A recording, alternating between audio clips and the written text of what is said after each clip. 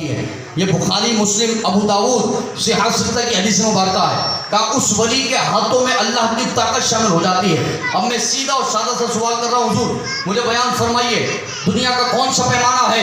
کہ جو یہ ناپ سکے کہ اللہ کی طاقت کتنی ہے؟ دنیا کا کون سا ترازو ہے جو یہ تول سکے کہ اللہ کی طاقت کتنی ہے؟ تو خدا کی قسم آپ کا ایک ہی جواب ہوتا ہے مولانا صاحب، کوئی پیمانہ نہیں، کوئی ترازو نہیں، میرے رب کی طاقت وہ ہے جو وہم و گمان میں بھی نہ آ سکے، میرے رب کی طاقت وہ ہے جس کی کوئی انتہا نہ ہو، میرے رب کی طاقت وہ ہے جس کی کوئی لمٹ نہ ہو، میرے رب کی طاقت وہ ہے جو کہے کن ہو جا تو ہو جائے، میرے رب کی طاقت یہ ہے زندہ کرے مار دے پھر زندہ کر دے، یہ میرے رب کی طاقت ہے۔ میرے رب کی طاقت یہ ہے جو ذرے کو بھی صحرا بنا دے، میرے رب کی طاقت ہے جو قطرے کو دریا بنا دے، میرے رب کی طاقت ہے جو چھوٹے کو اونچا مرتبہ دے دے، یہ میرے رب کی طاقت ہے۔ تو میں کہا محترم پھر مجھے بات سمجھ آ گئی، وہ لامتناہی طاقت خدا کی قسم میرے آقا کی حدیث کے مطابق جب غوث اعظم کے ہاتھ میں آ گئی، اب میرا ایمان ہے جس غوث اعظم نے، جس غریب نواز نے، جس فاتح علی ہجویری نے، جس میاں حاجی علی نے، جس امام حسن بصری نے، جس مالک بن دینار نے، جس جنید بغدادی نے، جس سدی سکتی نے، جس حبیب عجمی نے رب کعبہ کی قسم اللہ کی طاقت سے تھام لیا ہے، انہوں نے جہاں بھی بچا لینا ہے، حشر کے میدان میں بھی بیڑا پار لگا دینا ہے۔ تو اللہ کی طاقت سے پکڑ رہے ہیں حضور، اور اللہ کی طاقت آپ نے مان لی کہ اس کی کوئی لمٹ نہیں ہے، ان لمیٹڈ اللہ کی طاقت ہے۔ تو جب اللہ کی طاقت حضور نے فرمایا اس کے ہاتھ میں ہے، میں لمٹ میں کیسے لا سکتا ہوں؟ حضور مجھے بیان فرمائیے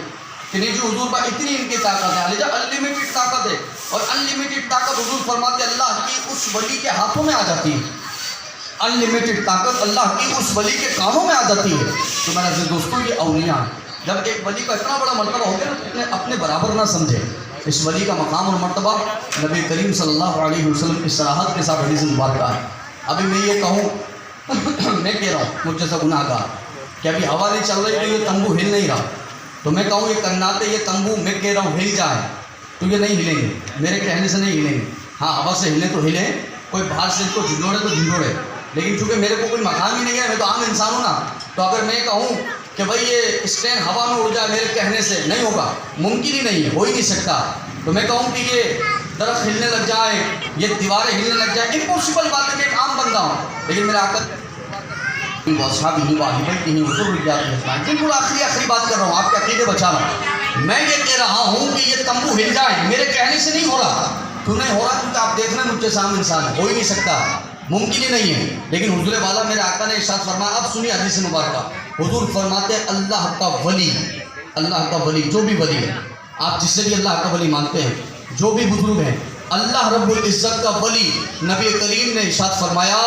اللہ کا ولی اگر کسی بات پر قسم کھا لے اللہ کی بارگاہ میں، مولا یہ کرنا ہے،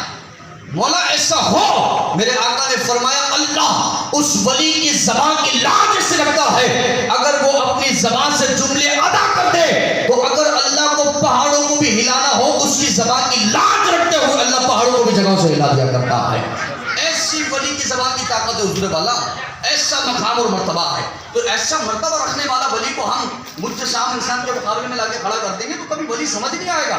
کبھی ولایت سمجھ نہیں آئے گی، کبھی سمجھ نہیں آئے گا کہ اللہ کن کے لیے فرما رہا ہے الا ان اولیاء اللہ لا خوف علیہم ولا هم یحزنون، کہ ہم نے ان کو خوف اور غم سے پاک کر دیا ہے۔ تو میرے عزیز دوستو بحمدہ تعالی